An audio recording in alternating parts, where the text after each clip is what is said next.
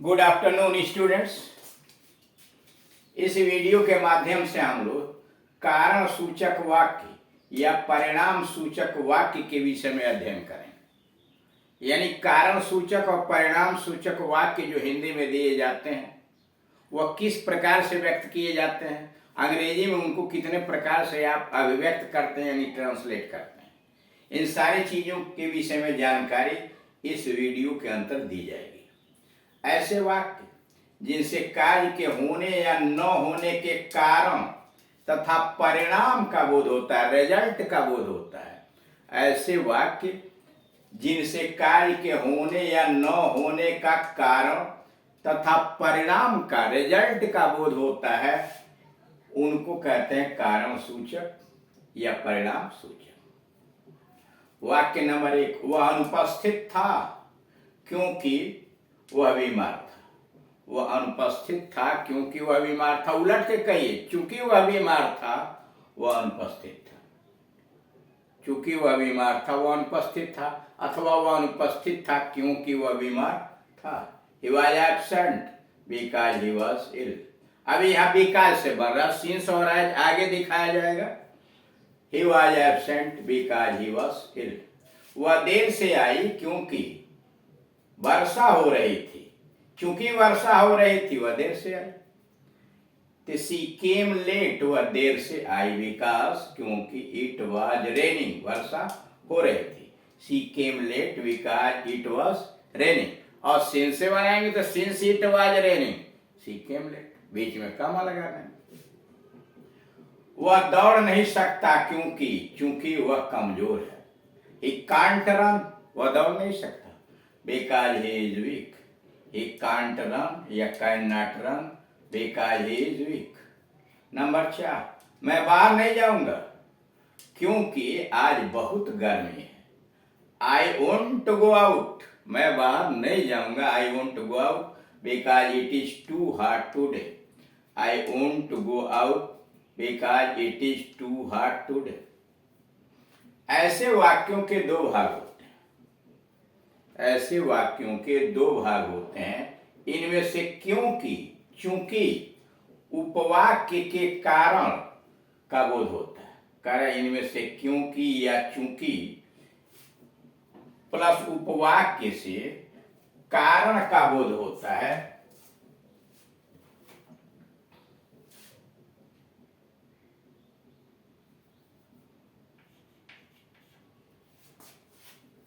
यानी काज का बोध होता है। और दूसरे भाग से परिणाम का, यानी सिंस और आज से जो उपवाक्य शुरू होता है वह कारण बताता है, और जो दूसरा भाग उस वाक्य के अंतर्गत होता है वह परिणाम होता है, यानी रिजल्ट होता है उसका। रूल्स, पीसी यानी principal class plus because plus class adverb class. जो क्लास आएगा वो एडवर्ब क्लास होगा। प्रिंसिपल क्लास पहले रखिए, फिर भी काज कंजंक्शन लगाइए और उसके बाद एडवर्ब क्लास। मतलब यहां आपने देखा कि जो वाक्य आ रहा है वह अनुपस्थित था क्योंकि वह बीमार था, तो सबसे पहले वह भाग वह अनुपस्थित था, ही वॉज एब्सेंट, इसको कहेंगे प्रिंसिपल क्लास, क्योंकि यह अपना अर्थ स्वयं पूरा कर रहा है। और बीच में कंजंक्शन लगाया बिकॉज, क्योंकि वह बीमार था, ही वॉज इल। तो he was absent because he was ill. इसमें दो भाग हैं। एक है he was absent principal class, because से जोड़ दिया गया ही वॉज इल, यह कारण हो। वह देर से आई क्योंकि वर्षा हो रही थी। शी केम लेट, यह क्या है, परिणाम बता रहा है। और बिकॉज इट वाज रेनिंग, यह है कार्य, कारण बता रहा है। यानी पहले जो आ रहा है प्रिंसिपल क्लास वह रिजल्ट बता रहा है, और बिकॉज से कार्य का पता चल रहा है। वह दौड़ नहीं सकती, क्या रिजल्ट है, वह दौड़ नहीं सकता क्योंकि वह कमजोर है, यह क्या है, कारण बता रहा है, because he is week.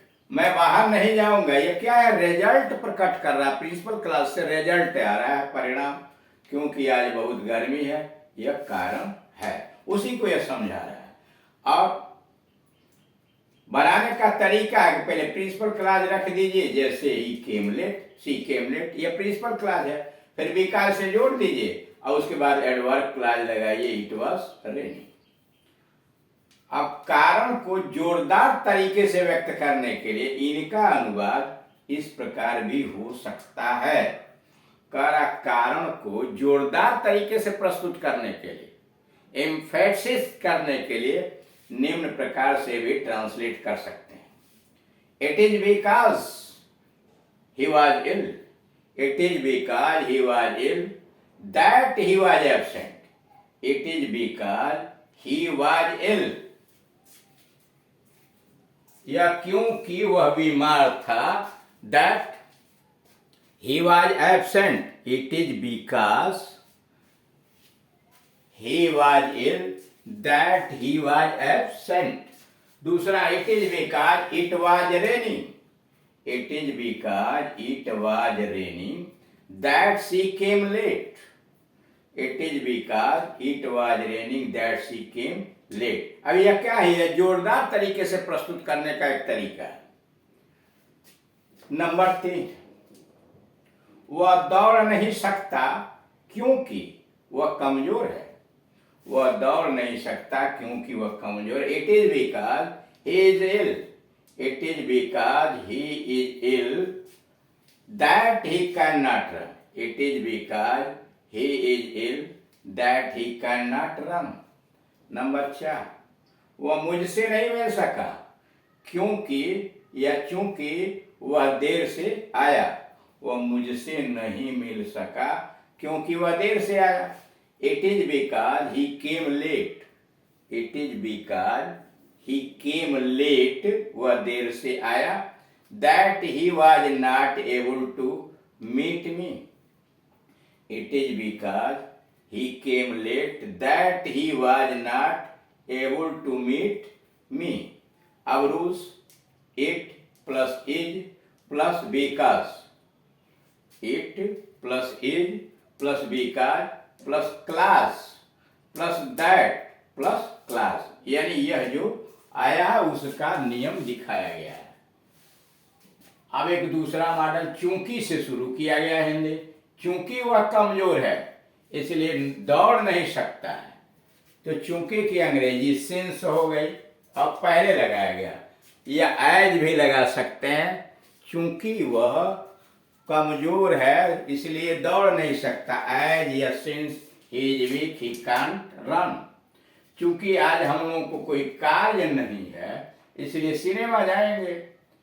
Since या as we have no work today, since या as we have no work today, comma we will go to cinema या we shall go to cinema. तीसरा, चूंकि वह मंत्री है इसलिए उसे ईमानदार होना चाहिए, चूंकि वह मंत्री है इसलिए उसे ईमानदार होना चाहिए। Now that he is a minister, now that he is a minister, comma he should be honest, now that he is a minister he should be honest. चौथा, चूंकि हम लोग दिल्ली में हैं, चूंकि हम लोग दिल्ली में हैं इसलिए हम लोग लाल किला देखेंगे, चूंकि हम लोग दिल्ली में हैं इसलिए हम लोग लाल किला देखेंगे। Now that we are in Delhi, now that we are in Delhi we will see the Red Fort. चूंकि वर्षा हो रही है इसलिए हम लोग बाहर न जाएं। सिंस इट इज रेनिंग या seeing that it is raining, since it is raining या seeing that it is raining we should not go out, we should not go out. ऐसे वाक्यों के दो भाग होते हैं। कर ऐसे वाक्य जो दिए गए हैं इसके दो भाग होते हैं। पहला भाग चूंकि, कर पहला भाग चूंकि से आरंभ होता है और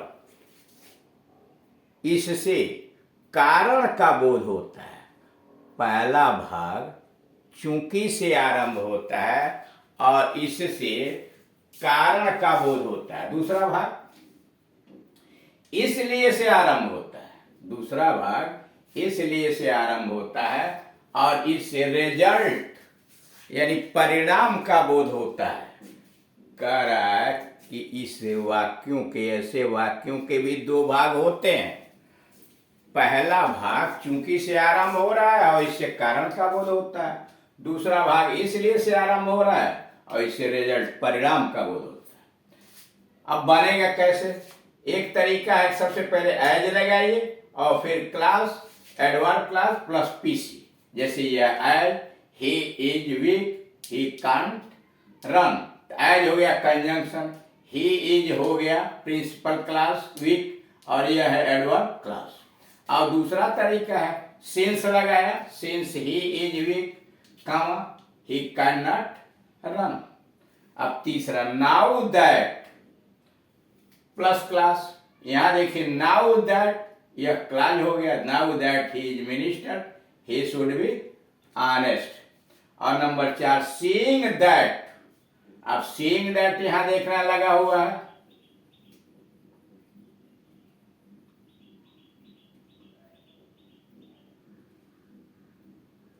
seeing that it is raining, seeing that it is raining we should not go out।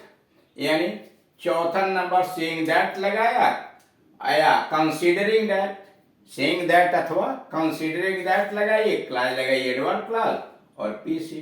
पांचवा in that और फिर एडवर्ब क्लास लगाइए फिर पीसी, यानी उसी को लिख दिया in that it is raining, in that it is raining we should not go out।